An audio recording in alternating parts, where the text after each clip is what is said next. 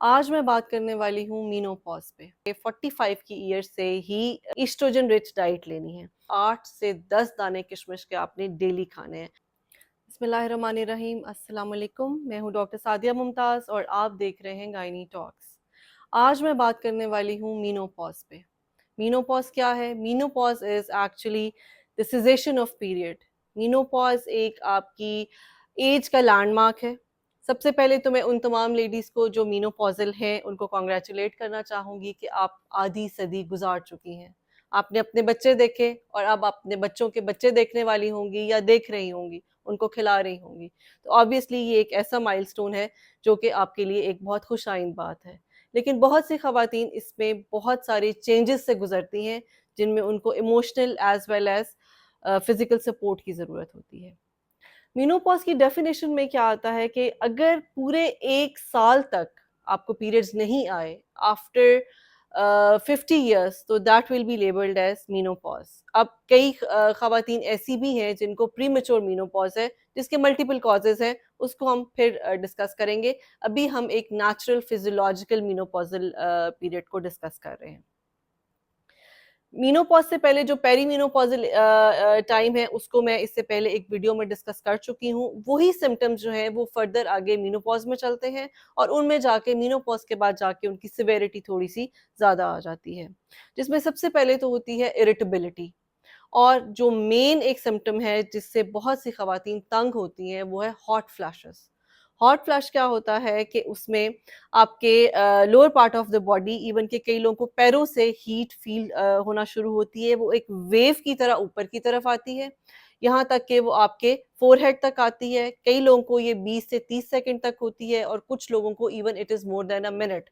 और ये इतना हॉट फ्लश होता है कि दिसंबर की ठंडी रातों में भी उनको अपना जो कवर है, जो ब्लैंकेट है, वो उतार के फेंकना पड़ता है। वो इतना फ्लैश जो है वो हॉट होता है और उसके बाद वो for certain seconds, a minute वो स्टे करता है। उसके बाद फिर उनका आहिस्ता-आहिस्ता जिस्म जो है वो ठंडा होना शुरू हो जाता है, उनका माथा ठंडा हो जाता है and they are just left like the temperature of an ice. Basically this is a hot flash. और ये कुछ लोगों को तो मेनोपॉज़ से पहले भी शुरू हो जाता है, लेकिन बहुत सी लेडीज़ को मेनोपॉज़ एस्टेब्लिश होने के बाद ये सिम्पटम्स आना शुरू होते हैं। वो और किसी चीज़ की ट्रीटमेंट लें ना लें, उनको हॉट फ्लैशेज़ की ट्रीटमेंट ज़रूर चाहिए होती है। और जैसा मैंने अपनी पिछली एक वीडियो में इवनिंग प्रिमरोज़ ऑयल के बारे में बताया, कैप्सूल है ये, और ये इसमें हॉट फ्लैशेज़ में इसका बहुत अच्छा रोल है। उसको बहुत हद तक ये डिमिनिश कर देता है। उसके अलावा स्लीप पैटर्न्स जो हैं वो ख़राब हो जाते हैं, स्किन ड्राई हो जाती है, नींद नहीं आती है, यूरिनरी सिम्पटम्स बहुत ज़्यादा हो जाते हैं, यूरिनरी इनकॉन्टिनेंस बहुत ज़्यादा हो जाती है, जिसमें आपको इन्फेक्शंस के चांसेस भी होते हैं और यूरिन का कंट्रोल जो है वो काफ़ी हद तक ख़त्म होना शुरू हो जाता है। और ये उन लोगों में होता है, उन ख़वातीन में होता है जिनकी नॉर्मल डिलीवरीज़ हुई भी होती हैं या जिनके बेबीज़ जो हैं वो बहुत गुड साइज़ होते हैं। अब उसके ट्रीटमेंट के लिए हम उनको कीगल्स बताते हैं, पेल्विक फ्लोर एक्सरसाइजेस बताते हैं, स्पेशली जिनको ये यूरिनरी इनकॉन्टिनेंस का प्रॉब्लम है। बोन्स बहुत वीक हो जाती हैं और यहाँ तक कि जब ख़वातीन जो हैं 70-80 साल की उम्र तक पहुँचती हैं, तो बोन्स जो होती हैं दे आर वेरी ईज़िली फ्रैक्चरेबल। तो आपने देखा होगा कि इस एज में जाके ख़वातीन जो हैं वो थोड़ी इमोबिलाइज़ हो जाती हैं, बेड रिडन हो जाती हैं, और अगर किसी का फ्रैक्चर हो जाता है तो obviously that needs to be surgically corrected. Menopause में कुछ डाइट्स हैं जो कि मैं आपको बताना चाहूँगी कि before your menopause, when you touch 45, touch the age of 45, तो आप ये डाइट्स लेना शुरू कर दीजिए, ताकि आपका अगला जो टाइम है वो ईज़ी और बेहतर और कंफर्टेबल गुज़र सके। ऑब्वियसली हम इसको अवॉइड नहीं कर सकते। बहुत से लोग जो ख़वातीन हैं वो एचआरटी, जिसको हार्मोनल रिप्लेसमेंट थेरेपी कहते हैं, कि क्योंकि बॉडी के अपने नेचुरल हार्मोन्स जो हैं वो ख़त्म हो रहे होते हैं, तो वो टैबलेट्स की फॉर्म में हार्मोन्स लेती हैं। लेकिन आखिर कब तक वो हार्मोन ले सकते हैं? उसका भी एक सर्टेन टाइम होता है, बिकॉज़ उनके अपने बड़े नुकसानात होते हैं। बल्कि इस वीडियो के थ्रू मैं आपको बताना चाहूँगी कि वो ख़वातीन जो 5 या 6 साल से ज़्यादा हार्मोनल रिप्लेसमेंट थेरेपी लेते हैं, they are at the risk of breast cancer, uterine cancer and ovarian cancer. तो HRT को भी, हार्मोन रिप्लेसमेंट थेरेपी को भी प्लीज़ आप अपनी गायनेकोलॉजिस्ट के मशवरे से इस्तेमाल कीजिए, और जितने पीरियड तक वो आपको अलाउ करती हैं, आप उनको उतने ही पीरियड तक के लिए लें।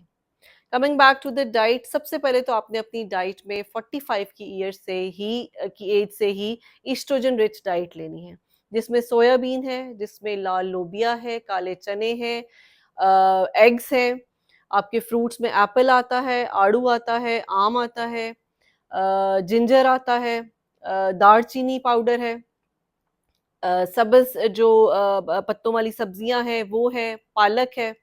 इसके अलावा ड्राई फ्रूट्स जो है वो बहुत अच्छी सोर्स है ईस्ट्रोजन की, अलोंग विद किशमिश। किशमिश आपने डेली, आप प्लीज़ अपनी रूटीन बना लीजिए, 8 से 10 दाने किशमिश के आपने डेली खाने हैं।